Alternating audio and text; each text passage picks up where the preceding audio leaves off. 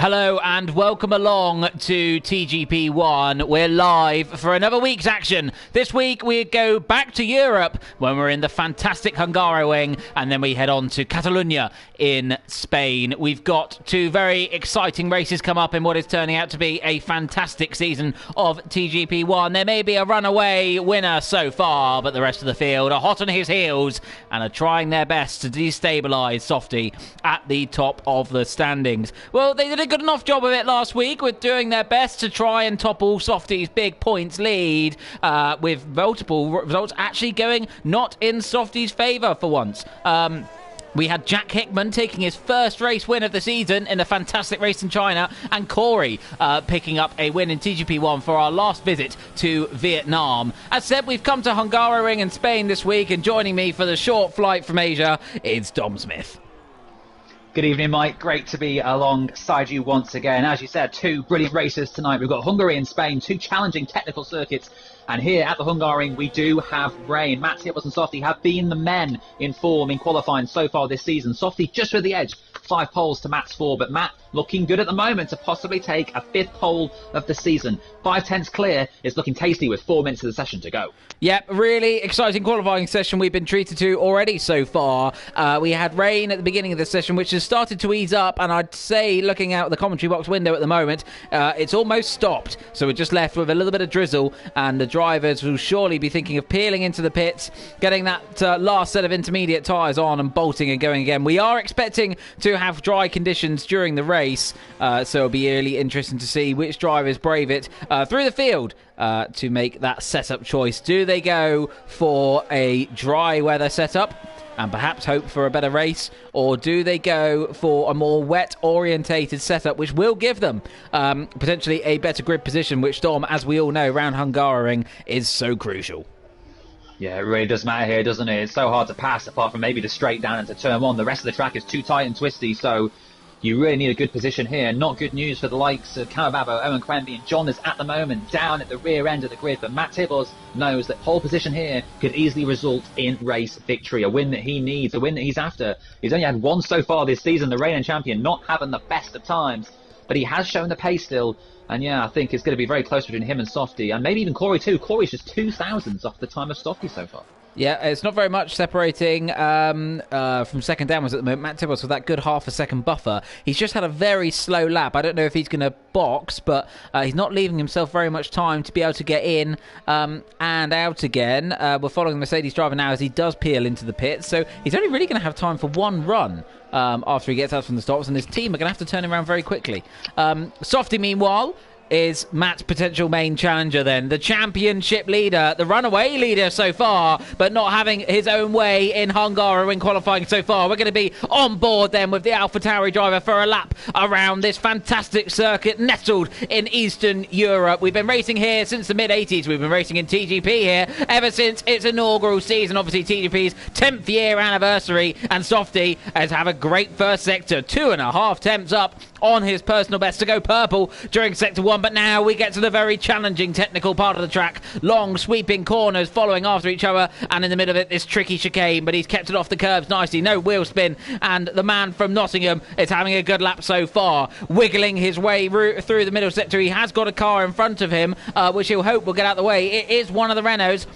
Softy then towards the end of the second split, we'll get an idea of how he's getting on. Jonas gets out the way as Softy 3 temps up on his personal best. Late on the brakes, he's going to run a little bit wide. He just about keeps it within the lines, and with just 2 corners to go, he's got to keep the front end interested, and then on the power, he's got to keep the rear end interested. Into the final corner now. Is this going to be provisional pole for Softy? Matt Tibbles is still in the pits. He's not going to be coming out again, so he's not got an answer for Softy, who comes to the line now, and he's not on pole. He lost time in that last sector, but he will have time potentially for 1 or 2 more runs. Matt Tibbles is just leaving the pit there. It's going to be really, really tight. I don't think he's going to do it, because unfortunately for him, he's got to get out of the way of Alistair, who was coming down the straight. He's not going to make it around time for another lap. I was intrigued to see if he maybe go for dry tyres, but he's left it too late. He's not going to be able to respond to any time that Softy sets. Softy on another lap now. He'll get 1 more in before the end of this session. Yeah, pressure on then for our championship leader. Meanwhile, Corey is finding time in the first sector as well. Phil Bardwell just ahead of him on the road. We've got, realistically speaking, Matt Tibbos's main challengers, all within a couple of corners of each other. Corey just up the road from Softy as well, so we'll watch these as they come through. He's had a poor first sector. He's not going to be going any quicker than 5th. What about Phil Bardwell then? Just a couple of corners to go. The Ferrari driver up in 4th at the moment. The dizzying heights for Phil. He's had a bit of a so-so season, I think he'd say, so far. He's got the raw pace, but he hasn't been able to deliver on results at the moment. And he's now got Konghofner on his way, and he's clipped the back of him. And disastrous there for Phil, who looked like he was on a good lap. But unfortunately for him, Matt Tibbos's teammate doing his best job possible to avoid Phil from beating his time. And Phil's got to be careful because Softy's rejoining the circuit and Softy's now out of the session. Phil rejoins in a dangerous situation. That is Softy done, and Corey goes second quickest. Just misses the time of Matt Tibbos. Not what Softy needed. His session is done. He starts no higher than P3. Unbelievable. I caught to that too late, so I saw Softy buried deep in the wall. And I think that is the last thing he'll want to be buried deep in tonight. Phil Bardwell will be absolutely gutted to first of all be spun and then be the one to deny Softy what could have been an improvement. Corey, meanwhile, did get to the checkered flag in time to have one more run, and just 0.08 of a second off pole at the moment as Jack Hickey goes into 4th. So not backing off then.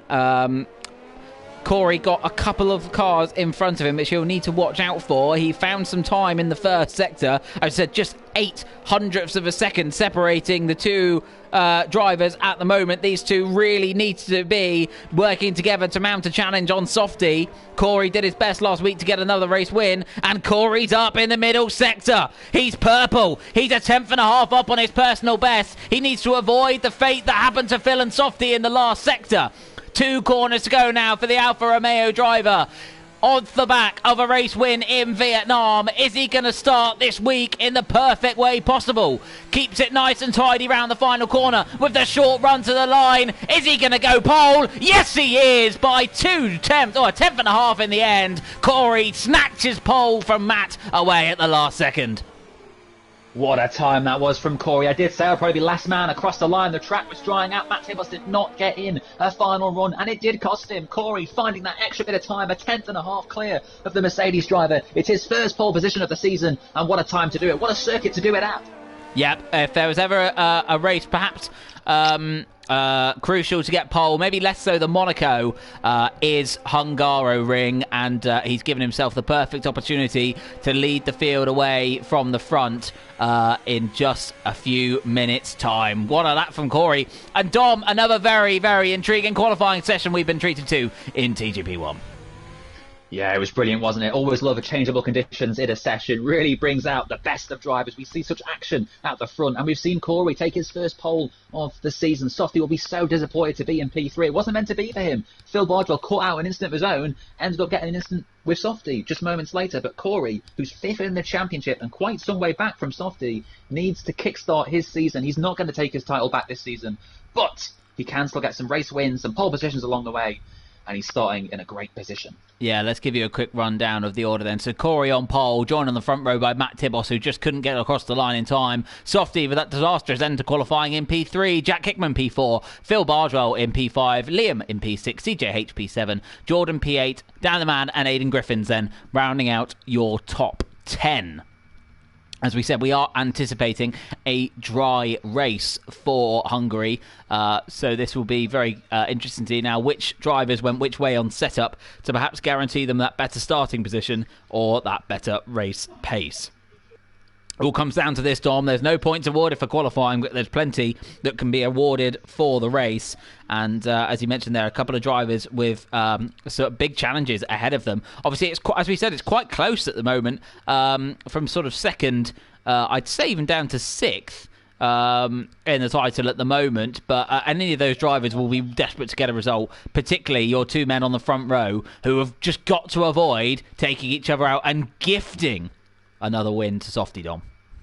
The midfield battle has been so tight this season, and yeah, Softy, Corey, Matt, keep an eye on those 3. It's going to be really interesting to follow that during this race. Those 3 have been so close in recent weeks. So I'm very excited to see how this one develops. Yep, certainly. We've also got the Constructors' Championship to look out for as well. But in the meantime, we've got to look out for the lights, because we've got 4 and 5 lights in Hungary, and they're out quickly, and we're underway. And Matt Tibos was left stranded a little bit there. And Softy has had a good start. Corey having to cover his lines as Softy looks towards the outside line, but Matt Tibos is up the inside. Who's latest on the brakes? Matt gets the job done. There's a little bit of contact with Softy there as Corey tries to cut back, and he's going to try and dive round the outside into turn number 2, is he? Matt Tibos tries to hold his own. He locks up a little bit on the inside, and Corey, for the meanwhile at least, has to settle for second as the drivers behind start funneling into their orders as we make our way up to turn 4 for the first time, Dom.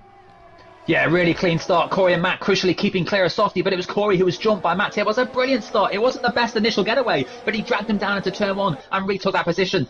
So great move there from Matt Tibos, but Softy all over the back of Corey. He's got to be careful, got to be wise here. Needs to get through quickly, but further back, a great start from Andy, up 4 places into 11th. Yeah, disastrous start for Jordan. He's down at the back, dropping 11 places. A good qualifying for the Williams man. Has not turned into a good opening lap. He'll be a little bit disappointed with that one as the drivers funnel their way through the middle sector. Such a tight and technical section of the track, and other drivers making some good starts. We've got Alistair Bain up into the points as well. His brother, meanwhile, Aidan Griffiths, has dropped a couple of places, down to P12 now. Jake Dennis, unfortunately, Davies even, has dropped down to 19th place. One day I will get his name right, as Matt Tibos extends his lead at the front to almost a second, Dom, at the end of lap 1. Yeah, fantastic. Just what he needs to do. He needs to pull a gap now, try and keep clear of Corey. He cannot get himself in a position where he finds himself fighting and allowing Softy to save the ears and attack later on in the race. But as you mentioned just at the start, of course, we do have that qualifying constructors battle between Racing Point and AlphaTauri. They are tied on points, 202 each. So it's crucial to keep an eye on that with Mercedes and Alfa Romeo looking to get involved as well. Yeah, we're being treated to a great season so far in the Constructors' Championship, and at the moment the 2 challengers for Softy are doing everything they need to do in positions 1 and 2, keeping Softy at bay, not allowing him to gain any more points than them. It's worth mentioning Matt Tibos, of course, second in the driver's standings at the moment, but over 80 points behind as we reach a halfway point in the season at the end of this race. Yeah, of course, had a little mistake, lost the back end of his car. He's dropped back now down to P18. No damage done, though, and he will continue in this race. A short yellow flag period, but there was no battles at that moment, so no one crucially missed out. But yeah, no safety car on that one, which is good for Matt Tibos, because he was worried that the tyres might not last if there's a safety car on the first lap. Yep, and crucially also getting that 1 second gap now to Corey as we start lap 3, where DRS will start to come into play. Obviously, the drivers have got the difficulty now of retuning into the circuit, having had 20 minutes of qualifying nearly, and the grip levels and the lines into corners being completely different, as we saw Phil Bardwell there taking a lot of curb into the final corner, expecting the understeer that never came. So the field a little bit strung out at the moment, but we obviously, as we enter the third lap, DRS does start to come into play. I think in the midst of all this, Don, we've lost Liam Robbo as he's down in 19th at the moment, and I think unfortunately he's left the session, so hopefully we will get him back soon. But Softy keeping tabs at the moment with the top 2 as they're starting to get a bit of gap further back, with Jack Hickey a second and a half back from them. And the field first down to 17th are so tightly matched. I wonder if maybe Softy will do an undercut here, try and come out in the gap and push for those quick lap times to get ahead of these 2, because these 2 at the front are on 20% ERS each. Softy behind on 55%. So he has that extra battery power. He can come in earlier, use it on his outlap, and then try and jump these 2 with the undercut. Yep, it will be interesting to see how strategy does play out. As you mentioned there, just a lap ago, tyre wear so crucial around here. Really hard circuit on the tyres. Lap 3 a little bit too early for anyone to decide to make a pit stop. As we will see. And most interesting, obviously, with the wet qualifying session, obviously drivers do get to start on a fresh set of dry tyres. A Softy big lock up into turn 1 there as DRS starts to come into effect for him. So we will be able to see drivers push this first stint a little bit longer, but as you rightfully said there, Dom, the undercut could be very powerful here. Yeah, and Jonas has pulled a stunning move on Aidan into turn 1, braking later, getting through. We've got a great battle for 8th, 9th, 10th and 11th. Aidan now behind Jonas, and Andy harassing Alistair in front of him. So the Renaults are in 2 big fights here with the cars around them, but brilliant racing in the midfield. Yeah, fantastic stuff there from the drivers. As you said, it's been a really competitive season all through the field so far. Hopefully that will continue as we come through. Andy having a great start, as we mentioned there, up a few places, and putting all kinds of pressure on his fellow countrymen. And just behind him there, Aiden, obviously, the highest runner at the moment on the medium tyres. Oh, we got a yellow flag. And Kong Hofner is facing the wrong way. And he has spun his Mercedes round, and he's dropping like a stone. And he's going to find himself well out the points as things go. So disaster there for the second Mercedes driver. As we mentioned, the constructors' battle at the moment, so crucial for a lot of these teams. And speaking of constructors, the two Ferraris, Dom, are about to have their next round of their season-long duel, it seems. Yeah, these two always seem to be on the circuit at the same time, don't they? Every single race, there's always a battle between them, and it's normally pretty entertaining, so let's keep an eye on this. But yeah, not what Kong needed, just saw the back end of that. He sort of clipped the grass, spun round, and unfortunately for him, that was enough to send him back down to P15. So at the moment, he's going to be a tough ass to get himself back into that point. So I wonder if he'll pit this time round and get a new set of tyres at the end of the race. But yeah, lots of battles throughout the field. Matt continuing to keep that lead over Corey with Softy, keeping a second back, but still with the battery usage. Yeah, so as we head on to lap 5 then, are we going to start to see some of the drivers start to pin in the pits? Your AWS Insights gave you lap 6 as the optimum, as the first, available lap to really make that one-stop strategy onto the medium tyres work. But are we going to see any drivers dip in sooner? As we get into lap 5 now, towards the end of lap 5, even as Phil Bardwell picks up a penalty, tyre wear really does start to come into play. These two have got a big gap behind them to Alistair, who in turn is obviously having his little battle with Andy, who's just dropped back a little bit at the moment. And Paul McGuinness is starting to close in on the back of Aiden, who is all over the back of Johners, as we get Matt Tibos and Phil Bardwell into the pit stop. Yeah, both of them choosing the end of lap 5 to be their time to come into the pits a bit earlier than we might have expected, but both of them coming in early. It's going to be very crucial to see where they come out in comparison. It might be in the battle between Court, Jordan and Kong, so this might not be good. Oh, we've got Johners up the inside of Andy. Sorry to interrupt you there, Dom. Little bit of contact. Johners late on the brakes. We've heard that he's already put a good move into turn 1. He's going to try and do another. And someone else who's getting interested in this is Aiden in the racing point. Andy holds his own on the inside. Johners is going to try the long way round, and that could give an opportunity for Aiden. But stunning stuff at the moment from Johners. He's being really racy today. Yeah, working his way through the field very nicely. He's up 10 places into P7. It's been some start for the Renault driver. He's now got to clear Andy as quickly as he possibly can. Matt Tibbles did come out behind Court, but he's crucially ahead of Jordan and his teammate Kong Hafner. So he needs to clear Court as quickly as possible, because otherwise Corey and Softy will find themselves doing the undercut on the Mercedes driver. Yeah, big few corners now for Matt. He really can't afford to lose any time. Let's have a look at the gap between the leaders at the moment. It's 18.1 seconds, and I'm afraid to say for Matt at the moment, it's not really going down. He's going to have to be wise. He's going to have to clear Court as soon as he can. Is he even try into this turn? No, he has to stay behind more and lose even more time.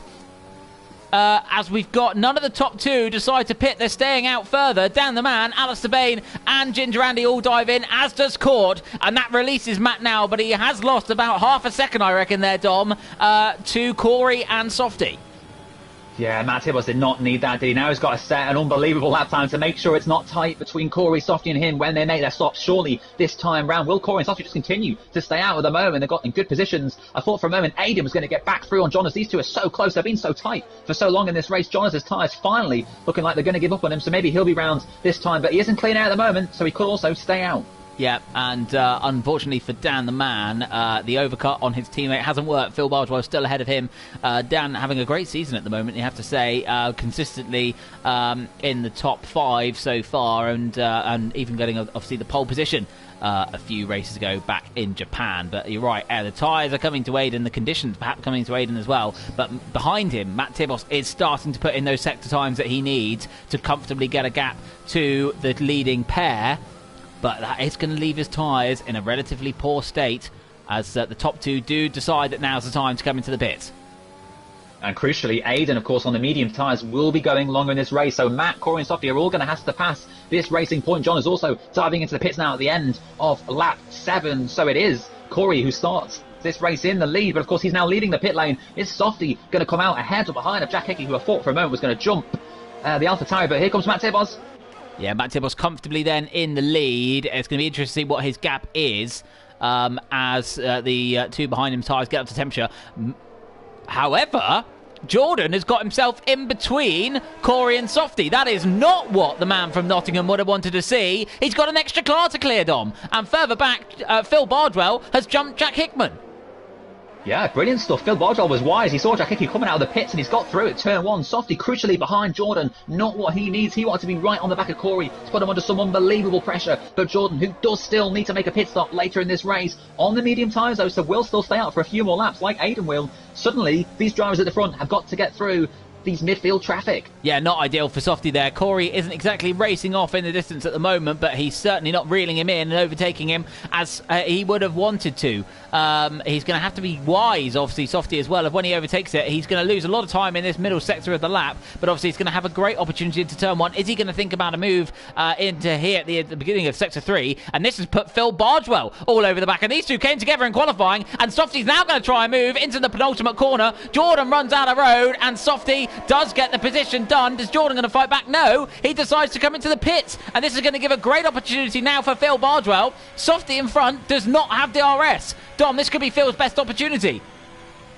Yeah, Phil Bardwell, I'm not quite sure he's close enough to get Softy into turn one. Of course, there is a second chance of DRS coming up, but unfortunately I think he's a bit too far back. Softy got DRS himself on that lap, so crucially keeping clear of Phil Bardwell. Now he needs to hunt down Corey, 3.5 seconds back from Matt Tibbos and Aidan Griffins. Yeah, Matt all over the back of Aiden now, so he's going to be starting to lose time in the turbulent air of the Racing Point driver. So not ideal for Matt, as particularly as his two rivals behind him have fresh tyres, which to use at their disposal and abuse. This race still got a lot of twists and turns to come, ladies and gents, so we will see where this goes. Phil Bardwell runs a little bit wide into the chicane. This is going to give Jack Hickman every opportunity he needs to try and jump him again. Yeah, Jack Hickey will want to clear Phil Bardwell. Of course, Jack Hickey is in a fight with Matt Tibbos for second place in the championship. Just 1 point between them at the moment. Matt Tibbos with the edge. Matt Tibbos continuing to harass Aidan Griffins. This is the closest he's been in the gap now at just 4/10. Will this be his best chance to clear the Racing Point, who stays out for one more lap? Matt Tibbos wants that 40th TGP1 victory. He can see it. He needs to clear Aidan soon because Corey is 3.2 seconds back at the moment. Yeah, this is a really good opportunity now for Matt. He's got to make the move into turn one, surely. Aiden seems to be defending, using a bit of his errs, perhaps, to keep in front of the Mercedes driver. This is not what Matt Tibbos needs. As you rightfully said there, Dom, only with the one win so far to his name so far this season, and he's not been able to get past him. It could be another lap stuck behind the Racing Point, and he lost 5/10 on the last lap, as further back, Jack Hickey and Phil Bardwell are having a great battle. Phil Bardwell's run a little bit wide there. There's almost a little bit of contact, but the Racing Point does now make its way through. Yeah, they were side by side through turns 1, 2 and 3. Jack Hickey crucially getting through as Phil ran wide out to turn 3, and now Dan the Man's all over the back of his teammate. He'll want to see the positions ahead that could be his. Of course, these are all fighting for P4 downwards. Once Aiden makes his stop, he'll be very quick in the last stages of this race with the fresher, soft tyres. But Softy still 1.3 back from Corey, and Corey has taken a second out of Matt Tibbos on the last lap. Yeah, almost a second just in the last sector alone. This is really hurting Matt Tibbos' race. He needed to be pulling clear while the tyres were good, but now he's losing tyre performance, stuck behind a Racing Point, and it's putting his main rivals in a great position to challenge him come the end when his tyres are not in the greatest positions. This is going disastrously wrong for Matt Tibbos. He's got to clear Aiden as soon as possible, and surely this time will be his best opportunity. He moves to the inside later on the brakes, and for the moment has got himself past the Racing Point, and he will have DRS to move out of turn 1 to surely, finally even, give himself that buffer he needs and put a car between himself and Corey. But it's got to the point now, Dom, where Aiden's going to be pitting soon. So it's really not gone very well for Matt at all. Yeah, and Owen, Andy and John is separated by about half a tenth. Owen's now managed to clear the two of them, but Andy and John are going to go side by side down into turn 2. The McLaren for now keeps the position. Jonas has the outside line. Will he have the better traction? Andy shuts that door and makes sure that McLaren stays ahead. He will now look to attack Owen ahead. Softy is behind Jack Hickey. Jack Hickey has passed Softy. Whoa, unseen by us. Something has happened to Softy. He's lost a lot of time. I'm wondering if he had a spin at turn 5, Dom. That tricky inside apex does catch a lot of drivers out. You normally see it in qualifying, but it seems to have caught out our championship leader. Disastrous for Softy. Yeah, I think you might be right. He's dropped quite a bit back from Corey, hasn't he? Aiden was so able to keep of Matt Tibbles for so long because he managed his errs so wisely. Aiden was clever. He had about 50% errs, whereas Matt Tibbles was in his last 10%. So Aiden could constantly defend, keep in front. And that's why he did keep in front for so long. But so many battles on track, Mike, it's hard to pick one. I don't know which one to follow. I'm going to follow the two Ferraris at the moment, and Softy is down the man, going to try and move on the inside of Phil. Phil didn't really make that very difficult for his teammate. Perhaps a tactical move there to allow them to start to pounce on Softy. Phil on those older tyres, of course, at the moment at least, has to settle for 7th. Further back, though, this battle for 8th is absolutely brilliant. Sorry, it's not even 8th, it's 9th. It's not even for any more than 2 World Championship points, but we got so many cars involved, all the way down to 14th, less than a second separating each of them.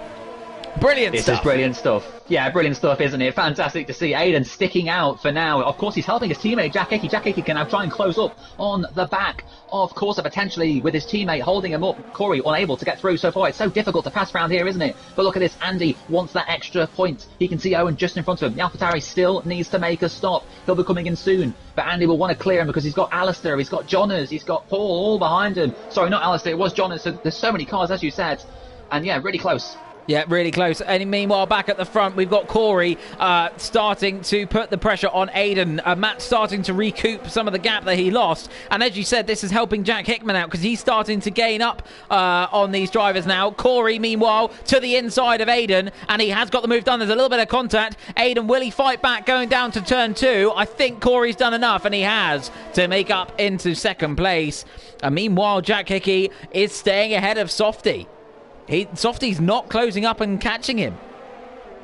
And Andy can't do anything about Owen. Owen's too quick on the straight. Owen frustrating the Scot. Andy, for now, having to settle for P10, but Jonas can't do anything behind him. Paul McGee, Kamababo, CJH. CJH has been a bad race for him, hasn't it? Normally he's up there at the front, but he's down at P14, so not what he needs. Konghoffen has recovered to P15 after his earlier spin. But yeah, great train here from about Owen backwards in P9. Good news we've got a fantastic Quemby Congo going on here as they make their way through the middle sector. And the Conga line being headed by Owen, and at the tail at the moment CJH, and Konghoffner might fancy a little dance with the rest of them. We have a yellow flag in sector 2. I think unfortunately Court has gone for a spin. Really not good a race for Haas at the moment, down in 17th and 19th. Meanwhile, Aidan Griffins finally chooses this moment to pit, releasing his teammate to a provisional P3 at the moment, with Softcop putting all kinds of pressure on him now, really starting to catch in on the racing point now, Dom. If this is Softy's best chance to still snatch a first or a second, he's got to clear Jack now. He's got to, hasn't he? He's all over the back of that racing point. Can he finally get through? Oh, will Aiden come out? Will Aiden come out in front of this train of Andy? And John is downwards, but Softy trying to get through on that racing point. He's not going to make it work. Where's Aiden going to come out? Right in front of this train. You've got him going side by side with 2 other cars into turn 1. And for now, he might just take the position. Andy wants to get through, but it seems like Aiden has just done it. Yeah, the Quemby Conga has come to an end as Owen pits, and Aiden beautifully judging that run down to turn 1, late on the brakes, brave on the brakes from the Scotsman, and he finds himself in P8 and with a gap now to chase down his brother. But we've now got everyone stuck behind the McLaren of Andy. For so long he was trying to get past Owen. That could have put him ahead of Aiden, and that could have put him in P8, but no, he's still in P9 and he's still got a lot of cars behind him, Dom.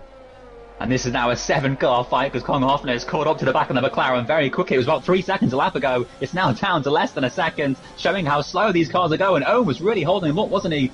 But Softy needs to clear that racing point. He's not been on the podium for 2 races now. Could that be stretching to 3? Softy, 4/10 back. He's going to have a chance again into turn 1. The gap's coming down. Surely he's going to go for the inside. Oh, he darts to the inside, Dom. He's late on the brakes. He locks up. Jack Hickey's wise to that. He gets a really good exit, but Softy will have the DRS again. He's going to be on the inside. How brave is Jack? Is he going to hold his own round the outside? He can't quite do it. And the man from Nottingham finally makes his way back onto the... He can end his run of 2 races off the podium. Three drivers side by side into turn one. Johners, Andy and Paul Calababo joining in on the fight. Wants to make it 4 wide. Look at this. This is brilliant stuff. Paul McGee for now is about to take P10 Izzy from Andy. The two Scots going side by side for spec on and off the circuit between them both. And they still continue to go side by side. Who's going to come out of this on top? It looks like Paul is going to come clear of Andy. Brilliant stuff for the final points positions. Absolutely fantastic. The Scots giving us plenty to laugh about and enjoy, just the same as when they take part in any major tournament. So really good stuff there from the Scotsman through the field. Andy dropping like a stone a little bit now, actually. Gone all the way down to 13th. I wonder if, unfortunately, he's picked up some damage there because he is dropping back and now going to be in the clutches of Camo Babo, who himself has dropped a couple of positions. CJ8's the big winner in all this. He's managed to get him way up to 11th, Dom. Yeah, he has. Finally getting himself back towards where he should be. Top 10, not too far away now. Just Paul in front to negotiate if he wants to score points in this race. Jack Hickey has not dropped too far back behind Softy. Dan the man is close right up, hasn't he? The two Ferraris are sticking with this train. There's trains throughout the field. We've got a 4-car battle for what is third downwards. Meanwhile, we've got the Battle of Inverness happening, and Aidan has swooped his way past his brother. And at the moment, up in northern Scotland, they're playing well, unlike they were last week, or 2 weeks ago, sorry, where they were making it pretty difficult for each other. Dom, I don't know which battle to follow. I'm really struggling at the moment. What a great race we're being treated to. Calababo up the inside of Ginger Andy, fighting for his P13. There's no points for it. Maybe only pride. Andy's tyres are finished, aren't they? He's dropping back like a stone. But Calababo is not going to find a way through here. He's run out of room. And Andy, for now, holds on to that P13. Yeah, he's really trying. Meanwhile, Kong Hoffner, just ahead, is trying to take that potential points finish away from CJH, who's been on those tyres for as long as 11 laps. Look at that, Dom. 11 laps on those medium tyres. He must be really struggling at the moment. But here he is, making ground up and putting pressure on drivers around him. A really impressive performance on these tyres. It's almost as good as Andy was doing earlier in the season in Japan, where he took those soft tyres a stupidly long way into the race. Yeah, it was, wasn't it? And Kong Hoffner is right on the back of Paul and CJH. The final scrap of the points is not over yet. Still 2 more laps to go in this race. Do not turn away. We're seeing some brilliant racing here in TGP1, as usual. And who's going to get the final points in this race? Paul, for now, has that honour. CJH, though, is looking very quick behind. He's got a much better usage of hers. Hoffner not too far back. Will CJH go for the move down to turn 1? I think he's a bit too far back. And meanwhile, Kong will also settle for P12 for now. Yeah, they'll have to regain a little bit of composure, a little bit of battery, a little bit of where they're going to make this move, which is hopefully for them going to see them take a point or two away as further up the field. Alistair picks up a penalty. That's not going to put him under threat from Jonas at the moment. We've got a yellow flag in Sector 3. Unfortunately, we have lost Jake Davies from this race. He'll be wanting to come back even stronger in Spain. Kong Hoffner, meanwhile, is almost changing gear for CJH at the moment. He's that close. CJH really struggling for grip. He's sliding all over the track at the moment, and that McLaren is weaving around, but that's not because he's defending. He's struggling for grip. And this helps Paul, doesn't it? Maybe hold on to that P10 because Kong can see his chances going away, but we've got Jordan a bit further back to take all these places, because in this a few laps, all these drivers have been picking up time penalties, so the points could still go to anyone, but Paul, for now, you have to say, is looking good. Yeah, a really good opportunity for Paul. John has obviously as well got himself a bit of a gap as further back. Camo Babo has finally now made his way past Ginger Andy. Ginger Andy is not going to let it go without a fight. They're side by side around the final corner. Further ahead, though, we're going to have to focus because the last point's going to go to someone, but who? Kong not in a position to make a move this time. Andy and Camo Babo side by side into turn 1. Andy is not letting this one go. Camo Babo really fancies an opportunity at P13 of all places. Kong Hoffner, meanwhile, is side by side with CJH. The McLarens are involved in all kinds of drama on this last lap as they're running up to turn 4 now. This is a battle for 11th, remember. There's nothing on honour except pride.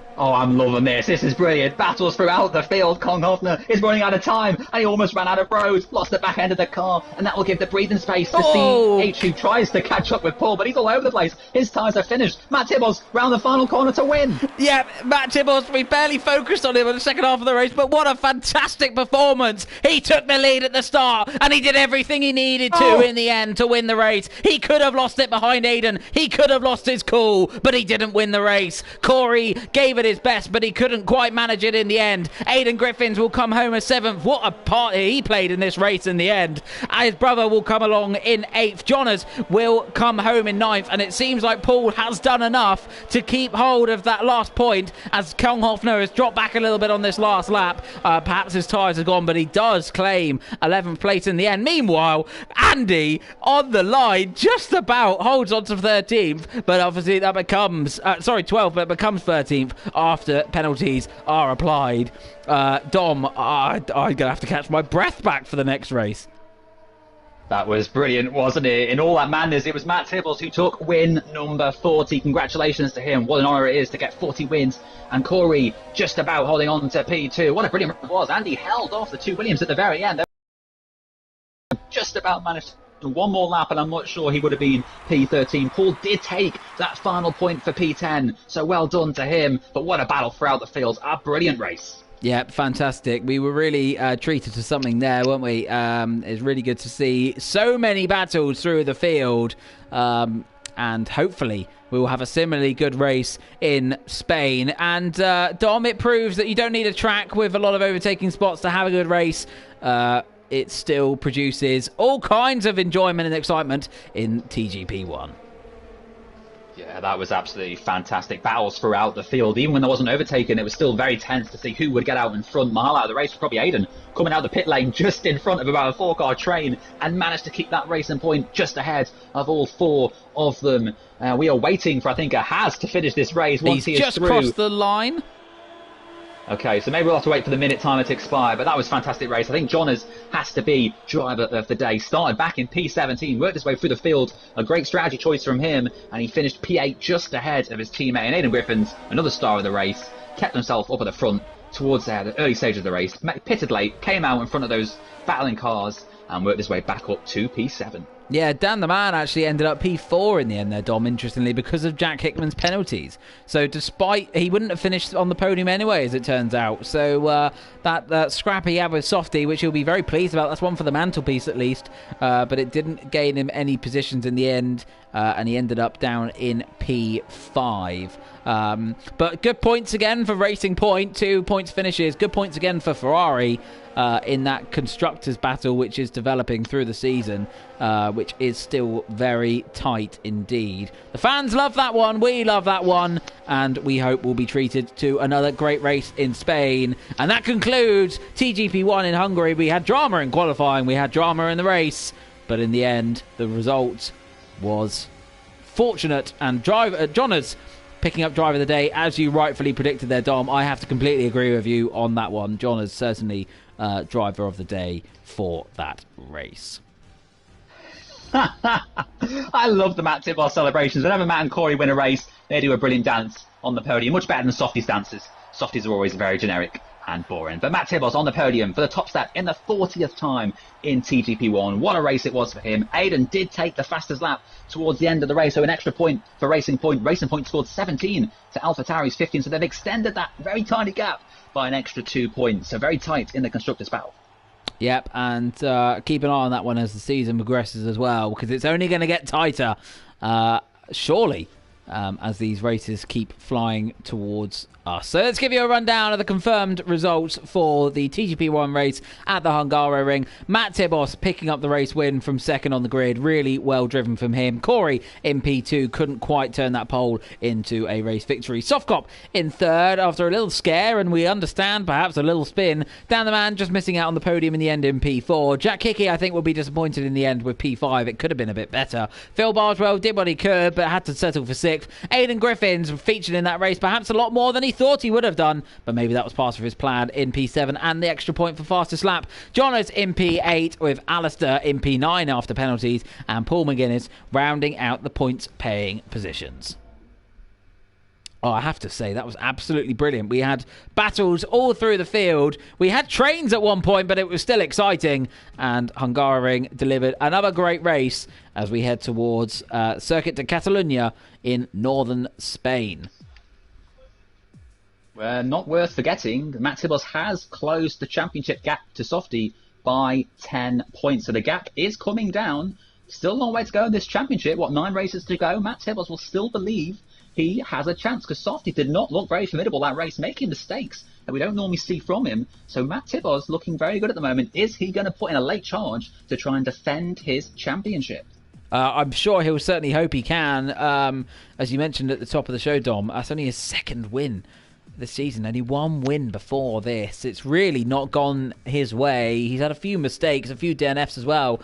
The one that sticks in my mind, of course, more is that Belgian one where he was nailed on for P3 and still close to Corey and Softy in front of him, and he just lost it at Blanchimont and ruined his race. Ended up out of the race scoring 0 points, which is not what you need through the season. As I'm trying to think back, has Softy had a non-score this season? I don't think he has, Dom.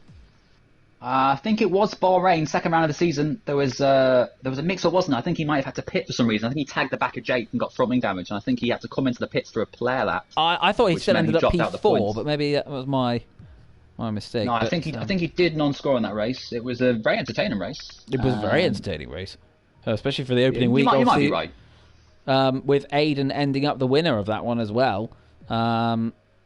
It is, it could go either way, but at the moment Softy's in control, and I'm sure for his sake he'll be hoping he doesn't lose that control, Dom. But we all want to see a title battle to the end, don't we? So let's hope that he has a couple of non-scores coming up. Not that you wish to see drivers not score, but Softy on this occasion we do wish that he will not score. Not the views of TGPSeries. So we do turn to Spain next then. A second race of the night, as is the TGP format. Of course, TGP2, join tomorrow for that. We'll hopefully have Andy and Dan in the box for you. Same time, 7:30 tomorrow evening. And me and Mike Noon, 58 wins between us, 29 each. Who will get that 30th win first? I don't think it's going to be either of us, Mike. Well, not at the moment, Dom. Hopefully you've all been following the TGP2 season as well, which is absolutely brilliant so far, I must say. Luca currently over the points lead, but only 21 points ahead of Jack Pearson and myself, tied at the moment in P2. We've had weeks where drivers have been quicker, and then other weeks where they haven't been. We've had inconsistencies. We've had great racing. We've had commentary around some of the worst circuits on the calendar, and we've been treated to a great season. But obviously, as Dom mentioned, there 58 wins between the two of us. 29's the record, which we both hold. Who's going to get the 30? But at the moment, it doesn't look like either of us. So do make sure you tune in. Tomorrow night we've got another fantastic evening of racing coming up, where Dom's teammate, obviously Jack Pearson battling for the title, myself and Luca Chiappelli, but let's not count out other drivers. Sam Hickman, the Haas driver, bringing himself into it, and Chris Johnson as well. We really are a five-way fight for the title, and Dom, it could be a six-way fight, but Sean Grant can't stop crashing. No, so Sean Grant has this thing where he is somehow able to get pole position in pretty much every attempt, but then he can't seem to finish the race. So I think he's got the record for the worst conversion pole rate, if that makes sense. So he's had 25 poles, and I think 4 race victories. So he's not very good at converting the poles into wins, unfortunately. Yeah, his pole to win ratio is embarrassing. I do have to say. He wouldn't want me to say it, so perhaps I won't. Dom, have we got rain, or is that just very dark? I mean, the skies do look a bit grey, but I think it is just dark. A few comments in the chat, by the way, from the drivers while we wait for the drivers to leave the pit lane. Dan said he's got a couple of warnings on the opening lap, so had to be careful for the rest of the race. So he's being cautious not to get a time penalty. He knows how crucial it is to avoid a time penalty, and Jack Hickman did just that. He got a penalty on the last corner of the last lap, which is why he dropped back from what was, I think, P4 to P5. So Dan, being smart there, did gain the position back. John has enjoyed his fight with Andy further down the field. Andy, unfortunately, said he got a bit of front wing damage, tagging the back of Aiden in their epic six-way battle further down the field. But the chat really happy with each of us driving. We've got Paul saying fantastic stuff to Andy for a great battle. Jack enjoyed his fight with Phil. So lots of love in the chat. And yeah, bring on Spanish Grand Prix. Yeah, let's hope for another very close race. Maybe we'll see some more Quemby Congas as we head through this race as well. Another circuit where overtaking is perhaps not the easiest, but we've got a couple of spots here, Dom, where some drivers will fancy some manoeuvres. Notably, obviously, into turn 1. Oh, and we got Coet's gone off. Unbelievable.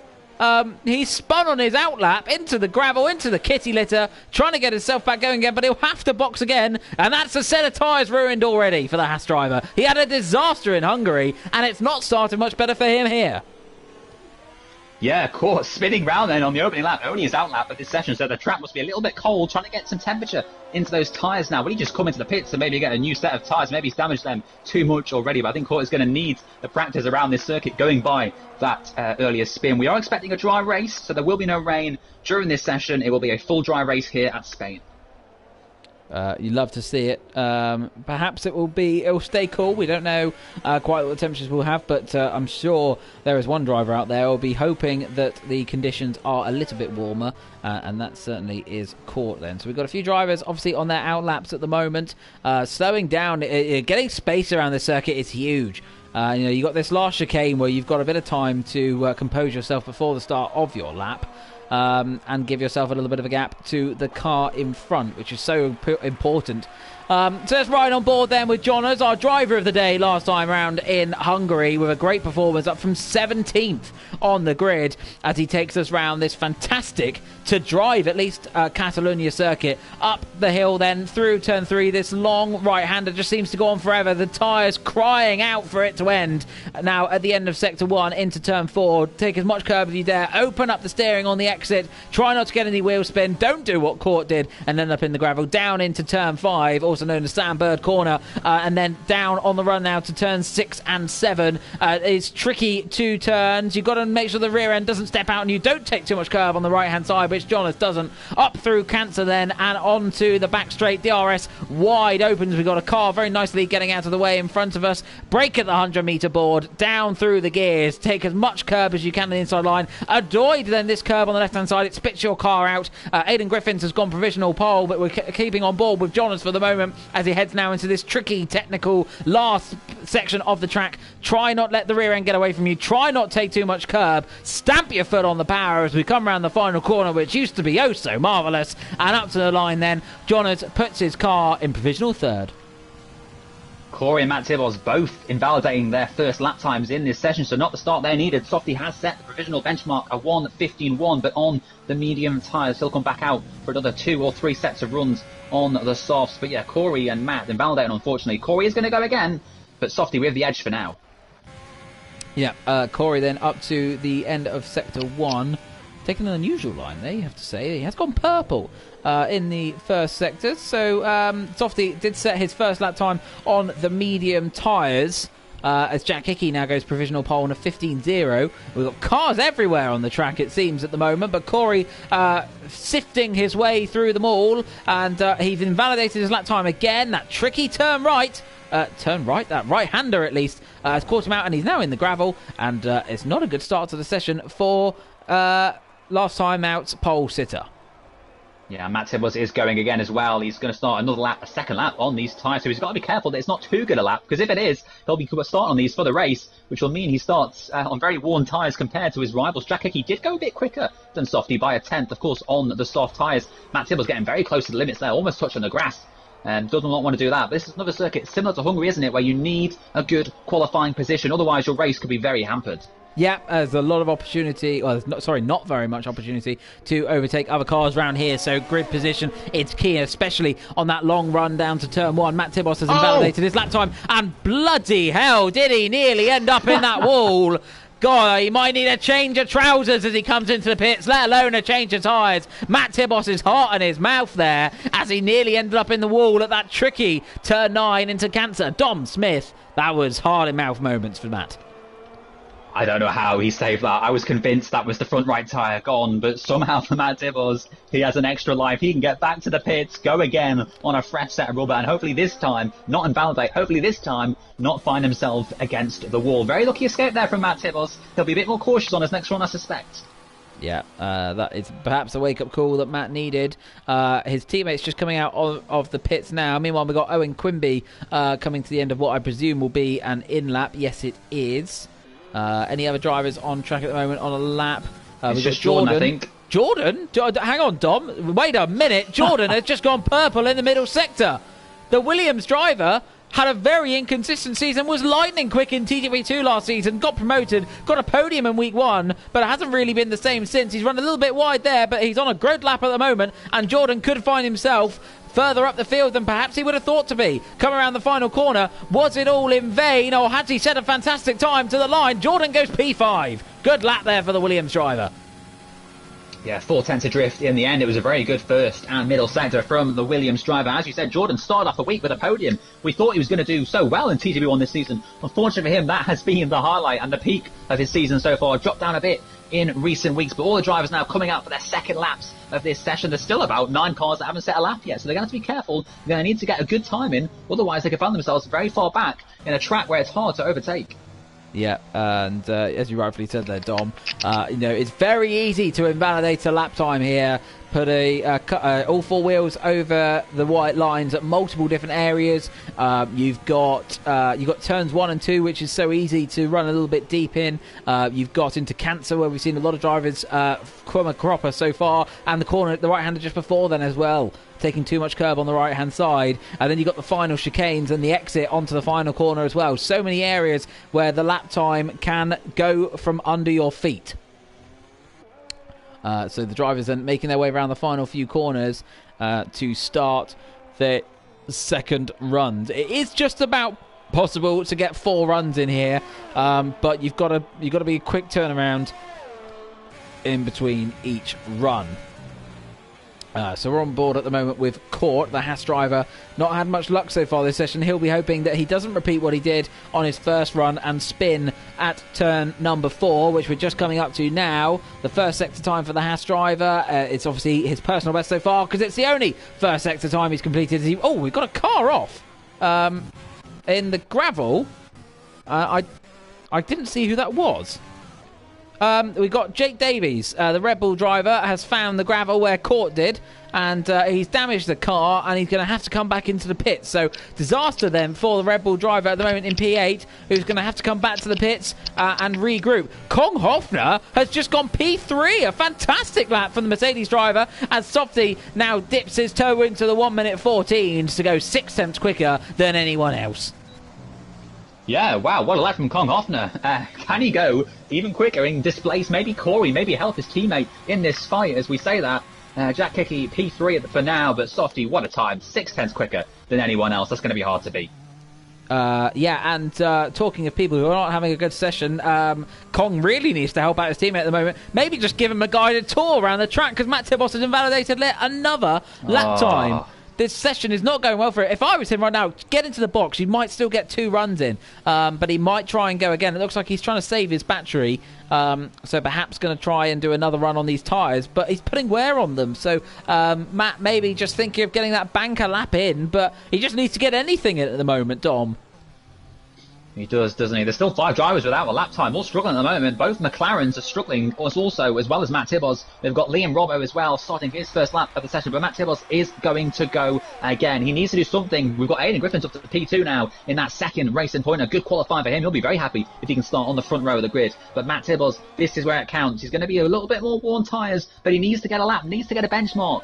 Just something, so the next lap, the pressure's off a little bit if he invalidates this time around. Yeah, Court has once again had a trip to the gravel, and this time it's ended up with him in the barrier and out of the session. Matt Tibos, all pressure on him as he also runs very wide. I tell you what, he's giving it everything he can, but he's got to try and get something on the board that's worthwhile. He can't invalidate it at this corner where so many drivers have done so far. And he hasn't this time. Up to Cancer, where last time round it went almost so wrong for him, but he keeps it neat and tidy this time. Matt Tibos then having a bit more of a cleaner lap, and is purple through the middle sector as well, Dom.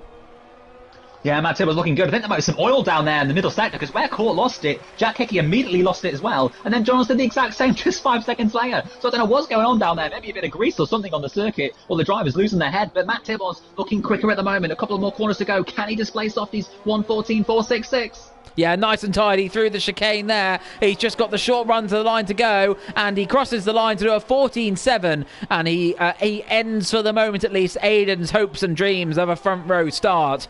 But But actually, second or third isn't a bad place to be here. As we said, such a long run down to turn number one. One of the longest on the calendar, only really behind Mexico, I think. Or you could class Sochi, but technically it's turn 2. So not necessarily the most important thing to be pole, but certainly you want to be at the business end of the grid. Yeah, and for now, it is just Andy out there on track, setting an improved lap time, and the rest of the field are either returning to the pits or in the pits. So what can Andy do? They're currently down in P19, last of all the drivers so far. He needs to get a good time of, and Matt Tibbles, a crucial lap time there, takes the pressure off on his next run because he knows he's got a lap. He is starting quite high up there. He can push a bit more on the next lap and try and do something about Softy's time, but 3/10 back, it's going to be a tough ask because Andy goes very wide, a very scruffy lap from the McLaren driver.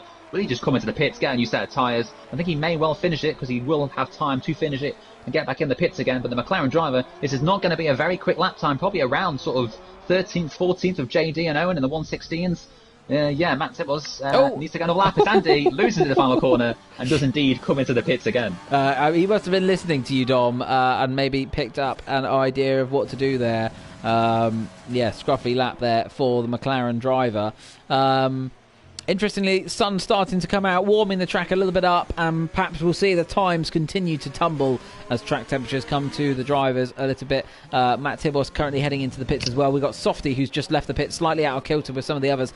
Someone else who's slightly out of kilter, Kong Hoffner, who set a late first run to go at the time as high as third, but now some of the other drivers have put in lap times shuffling down the order down to P7 at the moment, but certainly a good qualifying session so far for the Mercedes driver. Youngest driver in the field, Alistair Bain of Renault, is coming around the final sector now. What can he do? It's been a very clean lap so far. He'll want to get inside that top 10 if possible. Maybe try and displace his teammate Jonas, who currently sits in that 10th position. One more corner to go for the Renault driver, the man from Scotland. Where can he go in what will be his penultimate lap of the session? Straight to the line, and he only goes P13, not where he wants to be.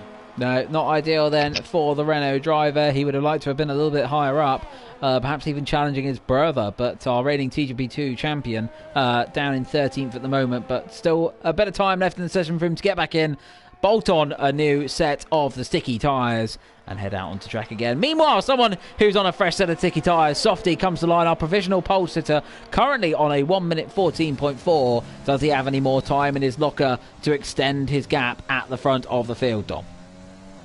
I think Matt Tibbles, Aidan, Dan, Corey, Jack, all behind will be praying that Softy doesn't improve. They've already got a big ask to find those extra handful of tenths, and if Softy can go even quicker, and look at that, Sector 1, 9 thousandths of a second quicker. He is finding time, not massive amounts, but in Formula 1, it does make a big difference, times like that. Bit of a lock-up from Softy there. That will lose a bit of time, not as easy as it was the last through run on that session. But here comes Softy then, needs to keep it tidy for now. Oh, It's Edison Balde. That's it, he'll get back in the pits. He might have one more lap, I think. Yeah, I think if he pits, he might just be able to turn the car around quick enough, considering whereabouts he is on the track and given the time that's left. It's going to be a big ask he's asking for from his mechanics, but too greedy on the curb there, Dom Smith, and it's cost Softy a set of tyres. Yeah, not what Softy needs. It's going to be very tight now, as you said, in that pit lane. He'll be hoping that his teammate Owen is not leaving the pits as he's coming in, otherwise he'll get held up a bit more. But it's going to be really tight. He'll leave the pit lane. Owen is in the pits at the moment. It should be fine. Yeah, Owen is in the pits. I think it should be fine for Softy. So Softy will be hoping, and also Owen will be hoping that he can either sneak out before Softy comes in. No sign. Oh, he just about managed it, but Softy has been held up a little bit. This is going to cost him. But he should be okay. Meanwhile, we've got Matt Tibbles and Corey both on outlaps at the moment, almost line astern. Dan the Man still in the pits at the moment. He's leaving it a little bit late. Aidan Griffin's also on an outlap.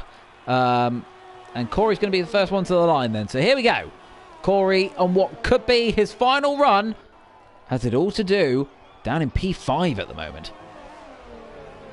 He's going to want to get himself inside the top 2 rows. At least P5 is not where he wants to start. Took pole, of course, last race in Hungary, but couldn't convert. Matt Tibbles got him down into turn 1. He finished second, not where he wants to be. He wants to try and get himself in that top 10 all-time winners list, but he's still several wins back from that, on 13 at the moment. Can he make it 14 here in Spain? Not with a P5 start, most likely, but Softy is about to leave the pits. He will get one more time in. All these top 6 drivers are going to at least find a bit more time, I think, on their final runs. Yeah, Corey then up through the middle sector, keeps it off the curb nicely to ensure that he doesn't invalidate his lap time. Coming onto the map. Oh, my goodness. He invalidated it there, and Tommy nearly lost a bit more.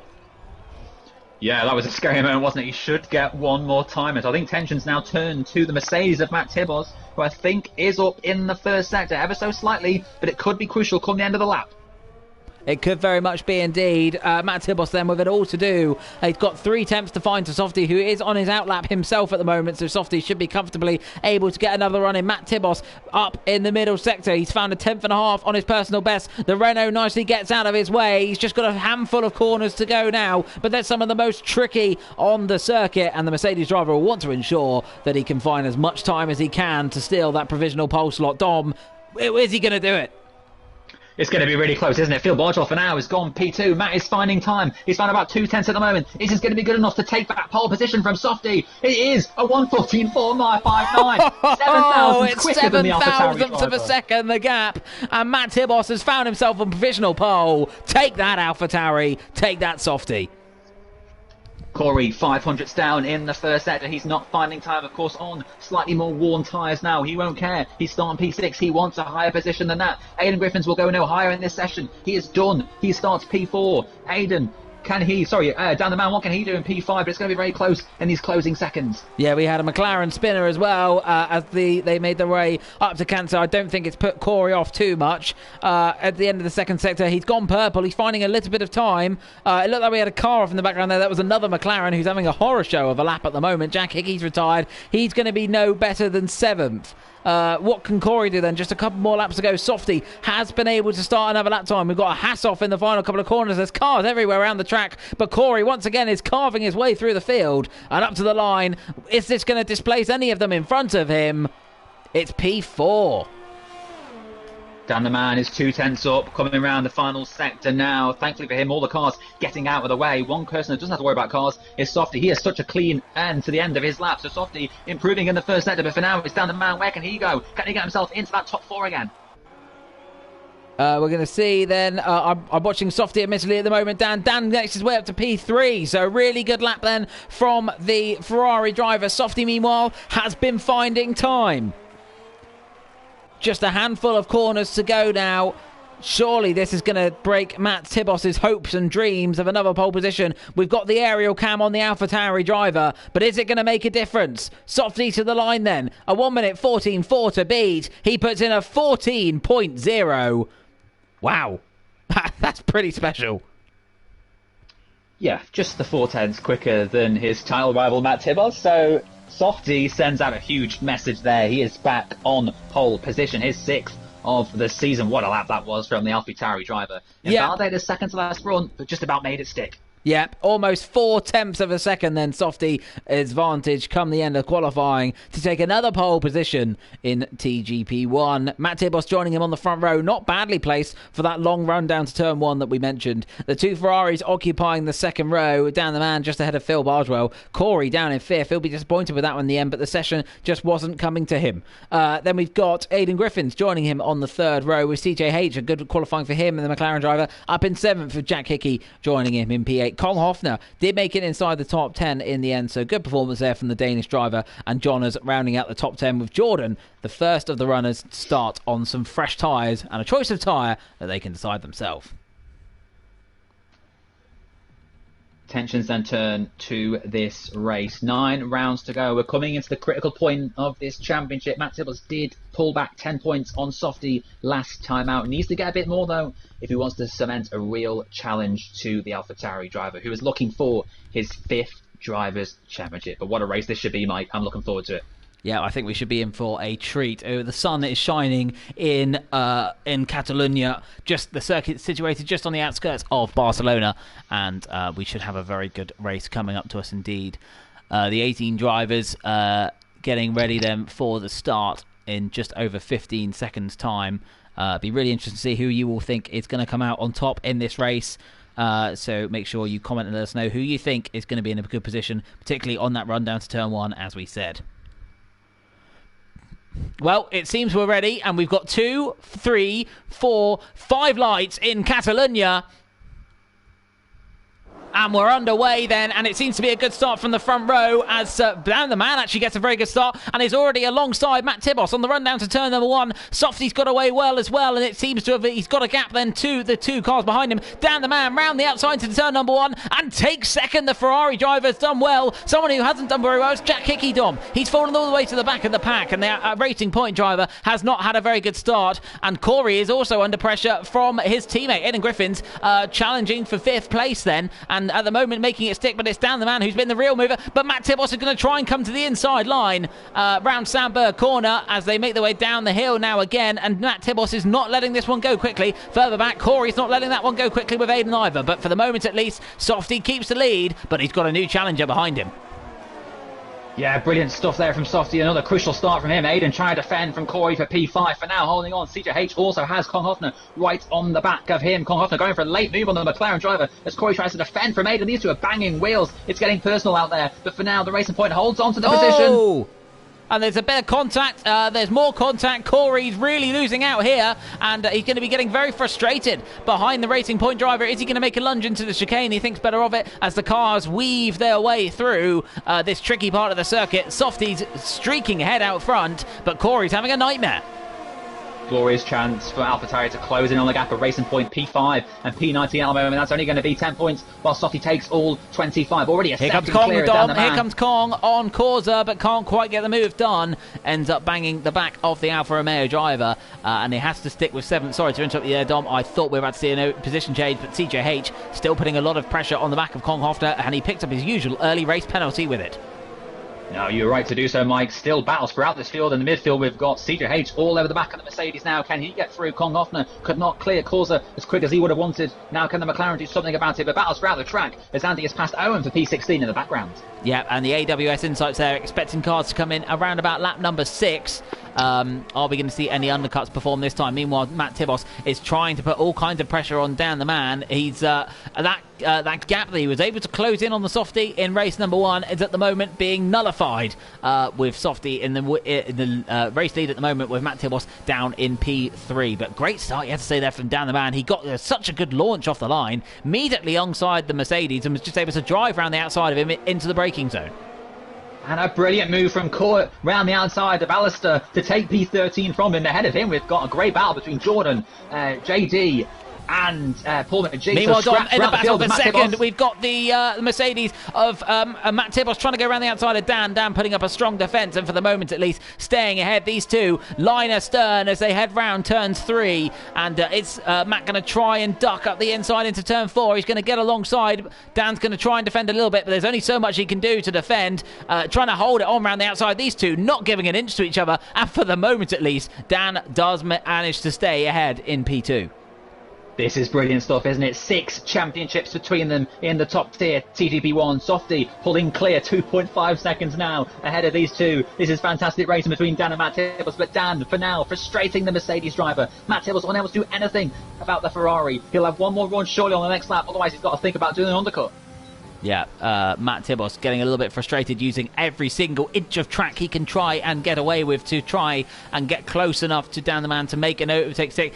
Andy, we've got a virtual safety car. Unfortunately, Andy has found the wall, and it is at the exit of Cancer. Unfortunately, the McLaren driver has pierced himself. Are we going to see any drivers pit? Softy chooses now to come into the pit. Are we going to see any others? Dan the Man chooses now to pit. Matt Tibos chooses now to pit. Phil Bargel has to stay out because his teammates pitted. Disaster for him as everyone else is piling into the pits, Dom.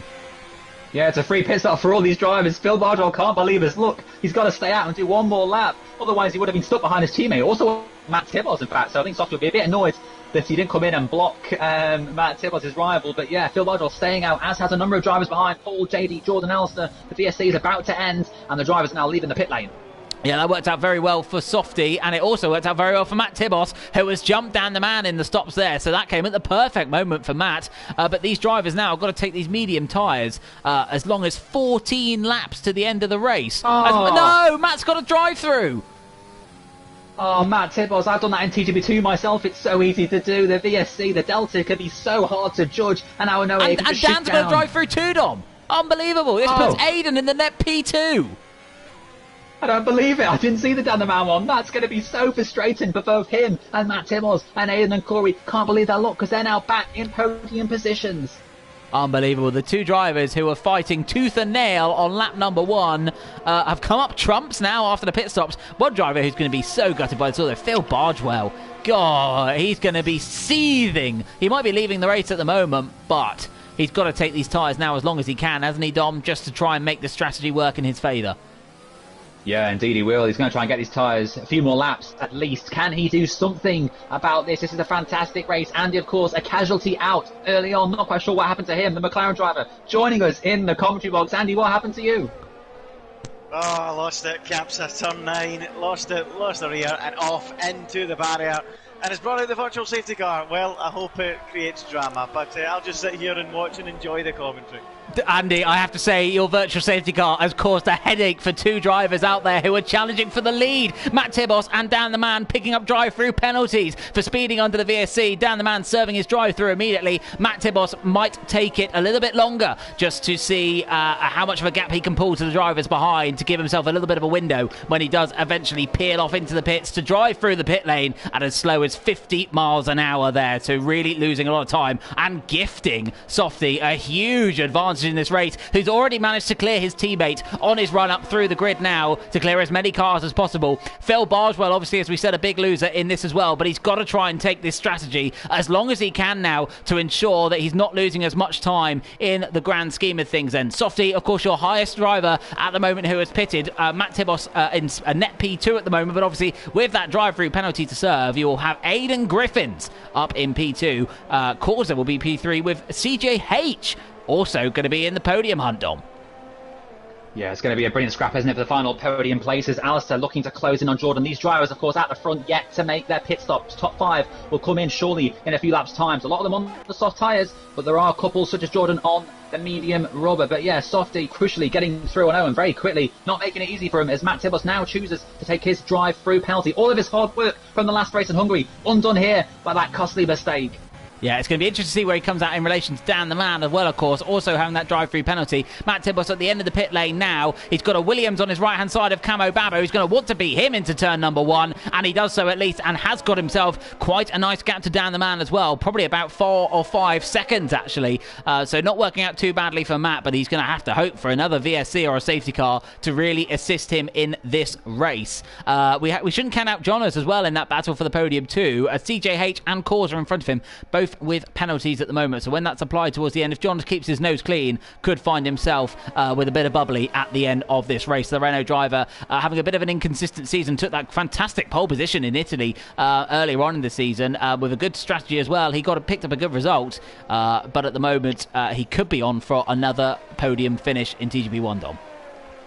Yeah, he was the star of the race, wasn't he, in Hungary? Having a good night so far is the Renault driver. You know, this might not be so bad for Phil. He does choose to pit this time round, but with the likes of Matt Tibbos and Dan the Man getting drive-through penalties, he will gain those 2 places. So it might not be so bad. He won't come out first or second. Aidan should still have that. But Phil, it's not too bad. Still a long way to go in this race. Yeah, trundling down towards the end of the pitch lane now as Causer decides to have a move, Willie, into turn 1 on Aidan, thinks better of it. Aidan doesn't really have to fight this one. It might assist him, costing Corey a bit of time and a little bit of tyre performance. But all in all, Corey with that 3-second penalties, we've got a yellow flag further back. And unfortunately, we've got CJH around and his golden opportunity for a podium might have just sent spinning in front of his eyes. Phil Bargewell, as you rightfully said there, Dom, has come out right in the mix of this podium and on fresh tyres could find himself in a glorious position to get as high as second. Yeah, those tyres are, 3 laps younger than the likes of Corey, Aidan, Softy, all ahead, who came in early because of the VSC caused by the McLaren driver of Ginger Andy. Both McLarens looking like they're going to find it hard to score points here, not being the best race for them. Matt Tibbos is crucially now making his way back through the field. He is ahead of Alistair Bain into P12, and he's got Jordan and CJH right in front of him, but Jack Hickey is out. Unbelievable. It's going wrong for so many big players. We've got another virtual safety car. And Jake's missed the pits. Unbelievable. The Red Bull driver in the lead just missed the pits. Oh, he will be seething in that cockpit. Heartbreaking. And as will Phil as well. God, if he pitted a lap later. Oh, Phil Bargewell will be gutted. It's so hard to judge, isn't it? If Phil had just stayed out one more lap, he might have been able to get that free pit stop. In fact, it might not have been like that because, of course, he would have been further ahead than Jake was when Jake came round around that final corner. One person who has pitted is Court, but he's the only one taking advantage of this VSC. So he'll gain a bit, but he's going to come back into it towards the end of this race. Softy, 9.5 seconds clear of closest challenger Aiden. This is falling very nicely into Softy's lap. He got pole right at the death after making it difficult for himself, but he's making this race as easy as possible for himself. Phil Bargewell still in a good opportunity, of course, to make a couple of places up. Corey in front of him, as we said, with a penalty, and Aiden and him giving each other a good go. As Court picked up a drive-through penalty for speeding under VSC. And I don't know if any other drivers have fallen the same way. Fortunately, it is just Court this time. Oh! Kong lost it. He lost the back end. The Mercedes driver was fighting Paul. They were side by side. It was brilliant racing. But Kong lost the back end into the wall, and he is now the third casualty from this race. They're dropping like flies. Yeah, they're dropping like flies. Matt Tibos is trying to pick off those flies and make his way up the order into P10 at the moment, back in point scoring positions and putting all kinds of pressure on the back of Jordan, who has just pitted, was able to make the most of that VSC period, actually. I think he had, saying that, he probably pitted that beforehand on the same lap as Phil. So on new tyres, Jordan will be fancying himself. Just missed out on the top 10 in qualifying, of course. Got that free choice of tyre. And I think he chose to go on the softs, which, as it turned out, was a wise decision. Meanwhile, then, so we got a nice little battle forming behind what is effectively Paul McGuinness. CJH on his little recovery drive after that spin at the end of... Meanwhile, Alistair Bain is going to have a look at Matt Tibos, is he? Bloody hell, we're down to turn number 1. Good driving there from the Renault driver. Fancy this a little sniff at a race winner, Dom? Yeah, and behind him, Danaman has finally cleared Kawababa, stuck behind him for 2 laps as well as the VSC period, but he's through into turn 1, takes P12, like Matt Tibbles, working his way back through the field. What points can he get? There's only really JD who is left to pit in front, and he will come out around position 10 or 11, so it'll be with these drivers that we're watching now. Yeah, Matt Tibos trying his best to carve his way through the field, but it's tricky. Obviously, on old tyres, he hasn't got that pace advantage. I mean, he has the raw speed, but the car and the tyres not in his favour at the moment to be making positions up. Dan the man will want to close into the back of this battle as soon as he can. This is a good opportunity for him to close the gap to Matt Tibos. As Matt really getting racy behind Jordan, just desperate to be able to put a move on him and make his way up the order, Dom. And meanwhile, Jake, I think, has let Softy go, and Softy moves back into the lead of the race. One huge benefiter of this race so far has been Paul McGee, up 7 places into 7th. That'll become 6th when his teammate makes his stop. So what a race it's been from Paul. Yeah, and Paul doing fantastically, the Scotsman at the moment, having a good race up in P7, as you said there. He's got a bit of a gap in front of him to Jonas, but he won't worry about that too much. Meanwhile, Corey, unseen by us, briefly got ahead of Aiden there. Not too sure what happened according to my timing screen. I think Aiden's internet is struggling a little bit, unfortunately for us, and Corey maybe being affected by that indirectly. As the clouds start to come overhead of the Circuit Catalunya, and the drivers are treating us to a fantastic race so far. Action throughout the field, on and off the track, Dom. Matt Tibos finding it so hard to clear these cars. He can see 2 of them right in front of him, Jordan and CJH in the McLaren and Williams, but there's just nowhere to pass. Every time he gets close enough into turn 1, he hasn't got the battery or the ERS, and Jordan, here he goes, though, Dom. Surely he's going to go to the pressure. inside of Jordan, and he makes the move, and surely this time it's Mercedes power versus Mercedes power, but Jordan had no answer to the Mercedes driver, and Matt Tibos finally clears that Williams and can make his way after CJH. CJH is a hard man to pass. He's the Kevin Magnussen of TGP1. He will put up a real fight against Matt Tibbles, maybe even more so because he knows he is the reigning champion. Matt Tibbles, 1 extra point for taking P9. Can he take 2 more for getting P8 from CJH? Yeah, he's got a good opportunity. On Aiden. Meanwhile, yes, as you rightfully said there, Corey and Aiden, unfortunately, I think the lags not helping us in the commentary box here, but as Corey is still behind the Racing Point driver, and someone who is still behind someone else is Matt, who is almost firing the cylinders for CJH. He's that close to him, and he's going to try around the outside. That's going to be a brave move into turn number 4. As you said, CJH, not an easy man to overtake, and is he going to try and move into Sandberg corner? He thinks better of it, as Matt Tibos has to settle for 9th at the moment, but he can see Paul McGuinness starting to gap CJH, so this is really not working out in Matt's favour, Dom. And the Red Bull of JD further ahead. P2 is sticking with Softy on what is 11 lap old tyres, so he's doing a very good job on those medium rubber. He'll pit surely, but here goes Matt Tibbles surely now with a chance to take P8 from the McLaren driver. He'll brake a bit later, try and make sure the McLaren has no way to go round the outside, but they're still side by side. And Matt Tibbles for now briefly takes the position, and he'll now shoot off ahead to try and catch Paul. Alistair Baines just ended up off the wall. I don't believe it. He just spearheaded off the track and has pile driven into the barrier. And we've lost another car from this race. It's a race of attrition, and it's catching a lot of drivers out. Not normally an overly tricky circuit. They do enough laps around here, Dom, but it's claiming a lot of casualties so far. Yeah, it is, isn't it? Four drivers now out of this race. Phil Bargel, we said to keep an eye on him. Of course, pitted later than those around him, is now right on the back of Corsa and Aiden. Of course, these two fighting for the second and third on the podium. However, Corey, with a 3-second time penalty, would drop back behind Phil and potentially behind Jonas, who was quietly working his way up through the field. Yeah, Dom, funny if you mentioned JD, obviously, a couple of laps ago, and where he might come out after he's made his pit stop. I think he could be as high as 7th at the moment. I think he could be ahead of his teammate, as CJH further back has made his way back past Matt Tibos. This is going disastrously for our race winner in Hungary. We said he closed the gap a little bit in the last race, but he's losing a lot of time now. And we lost Phil Bardwell now as well. He's in the gravel. Disastrous for the Ferrari driver.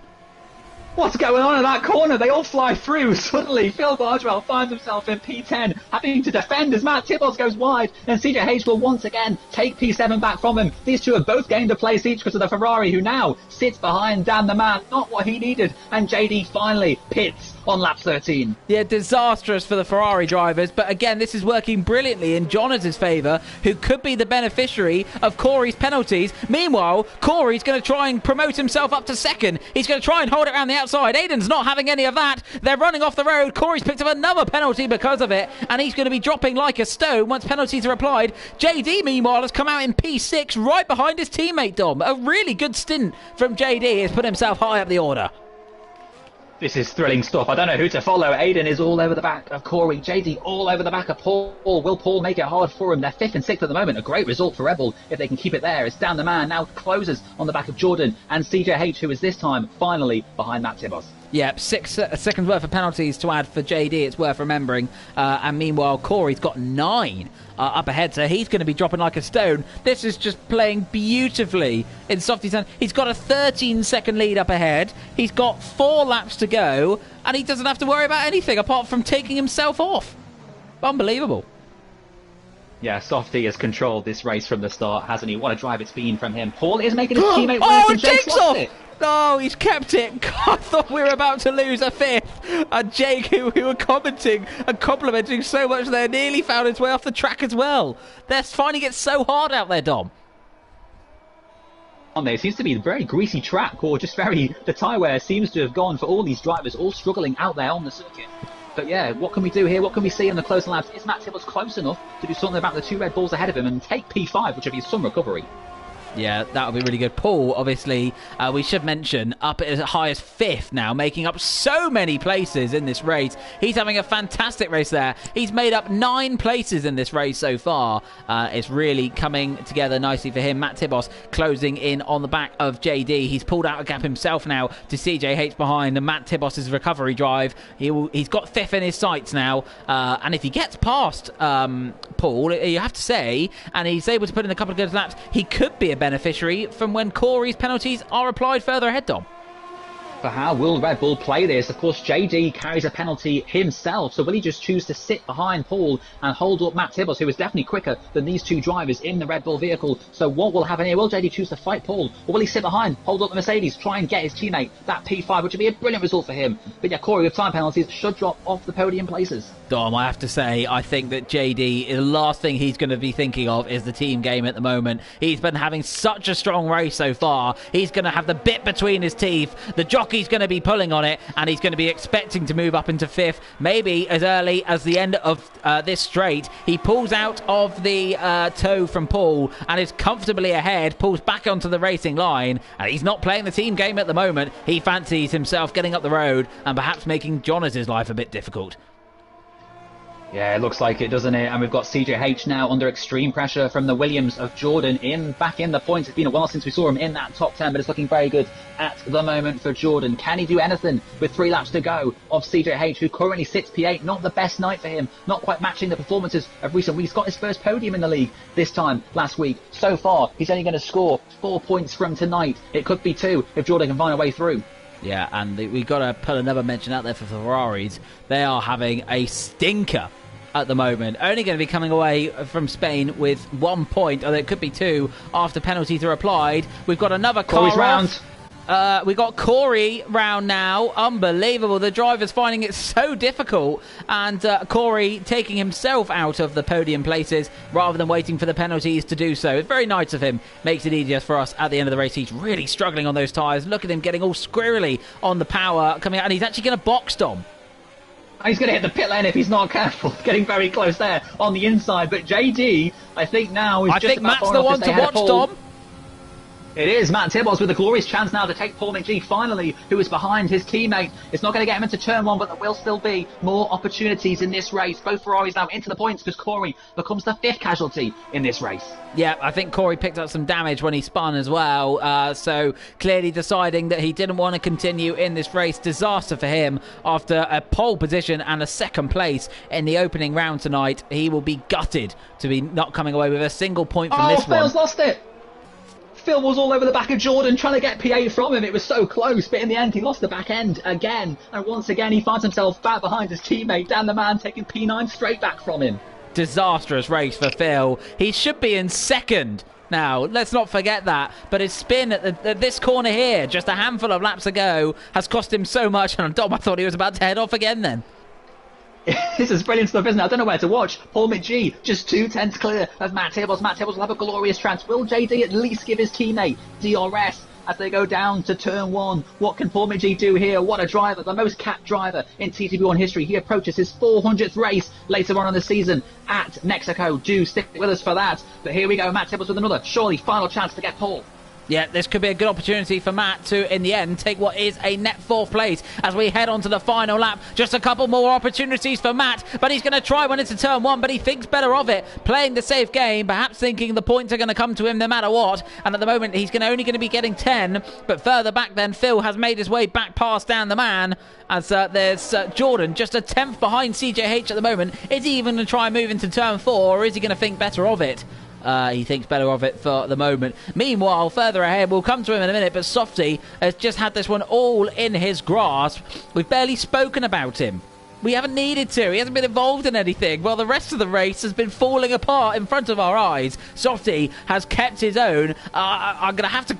I don't know what to watch. Matt might be about to make a move on Paul, but I think he's a little bit too far back, so we'll cut to Softy as he makes his way around the final corner to win another race in TGP1. A controlled victory for him. Matt Tibbos wasn't able to get Paul at the end of the back straight. And there's a huge battle for P7 downwards. CJH is ahead of both Ferraris. Jordan has spun down to P10. Can Owen now get that final point? Calbabo all over the back of Owen. Still these cars scrapping away for the final points in this race. Matt Tibbos just missed out, I think, on taking Paul McGee for P5. Paul will hold on. What will become P4? What a race from him. JD drops down to 6th, and Dan the Man will still get 2 points for P9. Phil is just going to miss out on taking CJH as Dan the Man jumps up to P7. And spins across the line for good measure, Dom. Unbelievable. Jordan will be gutted with that one. He did finish 8th in the end, Jordan, but it could have been so much higher. I have to draw breath after that one. I just don't know. Paul McGee obviously was going to win driver of the day. A fantastic result for him. P4 for the Red Bull driver. Kept his nose clean and kept Matt Tibbos at bay. But Softy, we barely spoke about him, as we said, but we didn't need to. He kept his nose clean. He did exactly what he came here to do, which is get himself back at the top of the rostrum after a few races, languishing down at the edge of the podium, or not even on it in the end, Dom. Chaotic is how I describe that Spanish Grand Prix.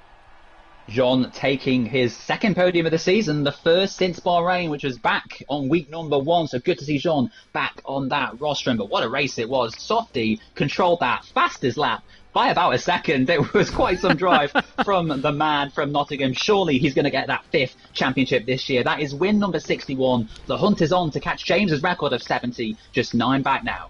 Yeah, and we were treated to a great race there again this evening. So, again, real good demonstration of the quality in TGP1 we have this season. A rundown of your confirmed result then. Softy rounding off a 61st win in TGP1. Aidan Griffin's a brilliant second place in the end. I'm going to say he won that on the first lap, getting past Corey and keeping his nose clean. Johners, a second podium of the year for the Renault driver. Paul McGuinness, driver of the day, P4. Matt Tibos, disappointed in the end to be P5. Jake Davis, a good result for him, you have to say P6, but it could have been better. Dan the Man in 7th. Jordan, P8th. He'll be disappointed with that, I think. CJH in 9th. And Camo Babo taking the last point. So a double point score for Williams, which I'm sure they will be pleased with. Dom, I'm glad it's a week until the next race, because that's going to be the earliest I'm going to be able to draw breath, I think. A really entertaining race we were treated to there. And thank you once again for joining me. Dom, I'm going to have to ask you, who was your driver of the evening? I mean, there's quite a few to pick from, isn't there? I think Softy, you have to say him after that drive in Spain. But then again, people like Paul, got P4 in the end in that race? Absolutely phenomenal drive from the Scotsman. The most capped driver. Experience prevails here in Spain. What a race that was from a number of drivers. And I think next week it's Australia and Singapore, 2 circuits that Softy has never won at in TGP. Well, will that streak for him continue at those 2 races? We look forward to finding out, and we hope that you'll join us there as well. Once again, thank you, Dom, for joining me for this evening's races. We were treated to 2 great races there, which obviously you can watch back later on once the stream has been posted, which will be very shortly. So we look forward to hearing from you all next week. I've been Mike Noon. He's been Dom Smith. This has been a TGP Series production, and we look forward to seeing you next week for Australia and Singapore.